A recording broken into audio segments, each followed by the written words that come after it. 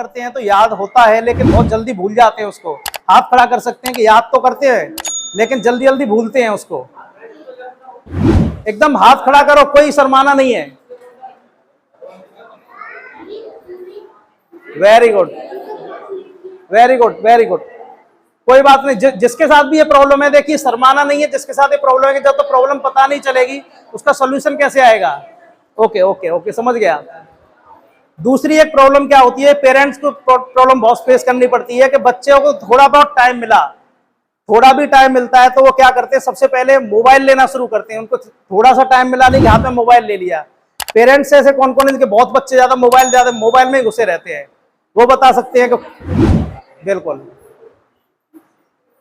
यानी सब पेरेंट्स की सबसे बड़ी प्रॉब्लम क्या रहती है कि बच्चों को थोड़ा टाइम मिला नहीं, कि उन्होंने सबसे पहले बच्चों ने क्या किया कि मोबाइल ले लिया, और मोबाइल में इतने घुस जाते हैं जितना उनको पढ़ाई में नहीं घुसते, उससे ज्यादा मोबाइल में घुसे रहते हैं वो।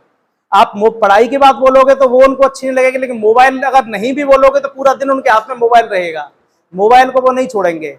ये दूसरी प्रॉब्लम आती है। तीसरी एक प्रॉब्लम क्या आती है, आप बताइए आपको क्या बच्चों में क्या चीज लगता है कि नहीं ऐसा प्रॉब्लम हम फेस कर रहे हैं। आप बताइए भैया, क्या प्रॉब्लम आपको लगती है कि बच्चे आजकल ये ज्यादा दिक्कत कर रहे हैं। मोबाइल में ज्यादा टाइम बिताते हैं, पढ़ाई में कम करते हैं। और पढ़ाई तो खूब करते हैं, लेकिन होता क्या है कि आज याद किया, अगर आप 2 दिन बाद पूछोगे उनको तो पता चली आधा ही उनको याद रहता है, और 4 दिन बाद पूछोगे तो वो पूरा गायब हो गया। ऐसा बहुत होता है नहीं होता है बेटा, तुम्हारे साथ होता है ऐसा कि पढ़ाई तो खूब करते हैं, एक्चुअल में क्या है ये क्या बच्चों, जो बच्चे पहले मोबाइल नहीं चलाते तो उनको भी पता लग गया जूम मीटिंग में कैसे कनेक्ट होना है, कैसे उनको रील्स देखनी है, सब उनको पता लग गया है। तो उसकी वजह से क्या होता है, जितना यूज करेंगे मोबाइल का, तो मोबाइल में से एक ब्लू रेज निकलती है, वो क्या करती है, हमारे मिड ब्रेन को इफेक्ट करती है। मिड ब्रेन का मतलब होता है लेफ्ट और राइट ब्रेन, दोनों ब्रेन होते हैं हमारे, उनके बीच में एक छोटी सी पतली जगह होती है, इसको पीनियल ग्लैंड बोलते हैं, इसको मिड ब्रेन भी बोला जाता है। तो उसमें क्या होता है, जो मैं आपको जो बात बोल रहा हूँ आप मेरी बातों को समझ पा रहे हैं, तो वो एक मेलाटोनिन करके एक हार्मोन होता है, उसकी वजह से होता है। तो वो मेलाटोनिन का हार्मोन बहुत कम हो जाता है बच्चों में। नॉर्मली हम में और आप में उसका जो लेवल है वो 70% तक रहता है, लेकिन ब्लू रेज की वजह से क्या होता है, बच्चों का 55 से नीचे ले जाते हैं उसको, 55, 40, 30 तक उसका लेवल आ जाता है। उसकी वजह से क्या रहता है कि बच्चे याद करते हैं, और याद करने के बाद में मेमोरी लॉस होता है उनका, यानी अभी याद किया 2 घंटे बाद उनको याद ही नहीं रहा वो चीज। याद क्यों नहीं होता है कि बच्चा पूरा मन लगा के उसको पढ़ता ही नहीं है, उसके मन में तो ये है कि बस मैं जल्दी से याद करूं और मम्मी पापा की नजर बचे, और मैं मोबाइल में गेम खेलना शुरू करूं या टीवी देखूं या बाहर खेलने चला जाऊं। उनके मन में हमेशा यही लगा रहता है, इसलिए पूरा कंसंट्रेशन नहीं बन पाता है। तो यही सब सॉल्यूशन के लिए हमारे पास उसकी एक रिपोर्ट आती है, 36 पेज की रिपोर्ट जनरेट हुई है, सिंगापुर से बन के आती है। कुछ इस टाइप की रिपोर्ट दिखती है, आप देख सकते हैं एक रिपोर्ट है एक बच्चे की, इस टाइप की 36 पेज की रिपोर्ट बन के आती है। उसमें बच्चे की वीकनेस और स्ट्रेंथ दोनों पता लगती है हमें। अब बात आती है कि वीकनेस स्ट्रेंथ दोनों होती है, तो स्ट्रेंथ में तो हमें ये पता लग जाता है कि बच्चे का लर्निंग पैटर्न कौन सा है, मतलब हम किस तरीके से बच्चे को पढ़ाई कराएं तो उसको लॉन्ग टर्म तक याद रहे वो चीज, और जल्दी याद हो जाए।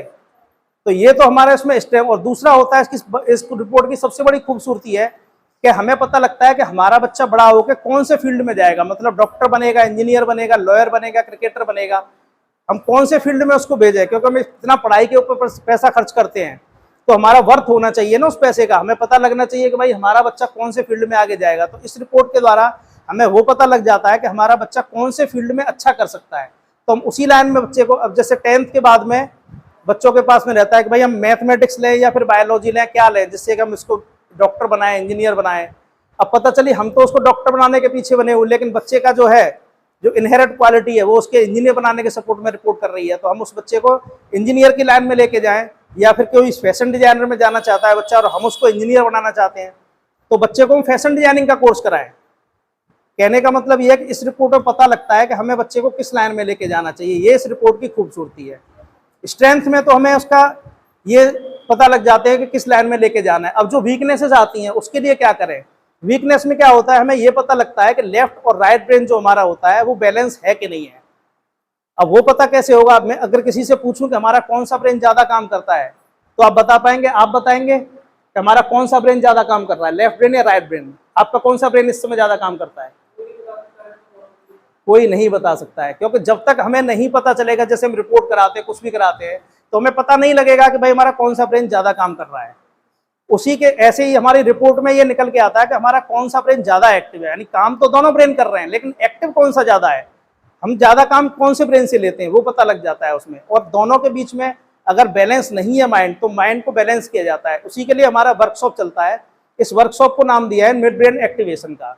मिड ब्रेन एक्टिवेशन से मतलब ये है कि ये करने के बाद में बच्चा ब्लाइंड फोल्ड कर पाता है। ब्लाइंड फोल्ड मतलब आप अगर बच्चे की आंखों पर पट्टी बांध दें तो बच्चा आंखों पर पट्टी बांधने के बाद में कोई भी कलर को रिकॉग्नाइज कर पाएगा सिर्फ स्मेल करने के बाद में। रब करेगा, स्मेल करेगा, टच करके बता देगा ये कौन सा कलर है। उसके बाद में बच्चा पूरा बुक पढ़ सकता है। आंखों पे पट्टी बांध दो आप उसके, बच्चा पूरी बुक पढ़ लेगा। आप कोई भी मोबाइल का मैसेज दो उसको, मोबाइल का मैसेज पढ़ के बता देगा आपको कि भाई ठीक है ये मोबाइल में ये लिखा हुआ है। कोई पिक्चर होगी, पिक्चर बता देगा ये पिक्चर किस चीज की बनी हुई है, वो सब बता देगा। पैरों से अखबार पढ़ पाएगा पूरा। आप न्यूज़पेपर दे दो उसको, पैरों से न्यूज़पेपर पढ़ लेगा। कहने का मतलब ये है कि ये सब कराने के बाद हम आपको ये सिद्ध करना नहीं चाहते हैं कि हम आपके बच्चे को जादूगर बनाना चाहते हैं। ये कोई जादू नहीं है, प्योर साइंस है ये। इसका फायदा ये होता है कि बच्चे का कंसंट्रेशन पावर बढ़ता है, यानी जो उसकी इंद्रियां हैं जो सोई हुई अवस्था में है, हम उनको जगाने का काम करते हैं। यानी मेलाटोनिन का जो सीक्रेशन जो 70% से नीचे चला गया है, हम उसको बढ़ा के 120 तक लेके जाते हैं। जब वो इतना ऊपर चला जाएगा तो बच्चे के सेंसेस जो हैं वो एक्टिवेट हो जाते हैं। यानी टच का सेंस जो है वो एक्टिवेट हो जाता है, स्मेल का सेंस एक्टिवेट हो जाता है।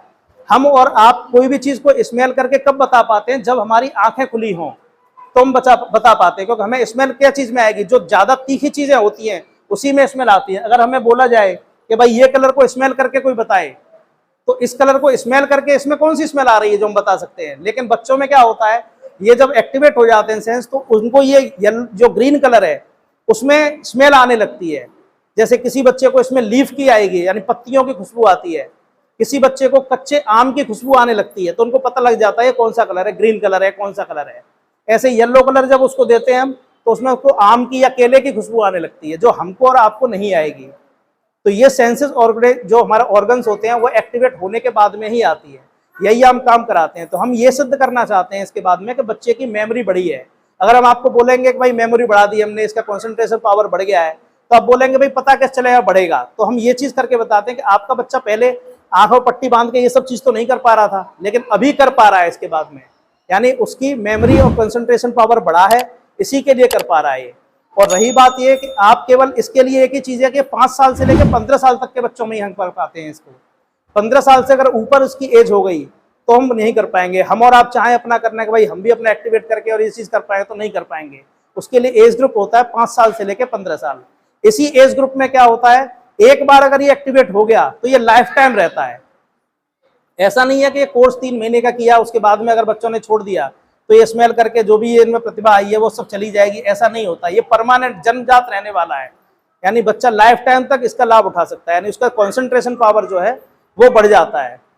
रही बात यह कि अभी तो हम आपको बोल रहे हैं कि भाई ऐसा होता है, लेकिन आप बोलोगे कि भाई ठीक है होता तो है, लेकिन हम माने कैसे। तो देखिए हमारे ही क्लास के कुछ स्टूडेंट्स हैं यहाँ पे जो हमारे यहाँ कर रहे हैं, आप फोटोज में भी देख सकते हो। इनमें से ही कुछ स्टूडेंट्स हमारे बीच में है, वो आपको ये करके भी दिखाएंगे कि नहीं आप अपने हिसाब से कुछ भी दीजिएगा उनको। यहाँ कलर रखे हैं, आप में से कोई आइएगा अपने हाथ से उनको कलर दीजिएगा, कलर बताएंगे आपको। अपना मोबाइल का मैसेज देना, बुक पढ़ के बताएंगे आपको। कोई भी आपके जेब में नोट हो वो नोट देना, उसका सीरियल नंबर बताना, ये बताना कि कौन सा कलर का नोट है, ये कितने का नोट है, उसका सीरियल नंबर, सब कुछ हमारे बच्चे करके बताएंगे।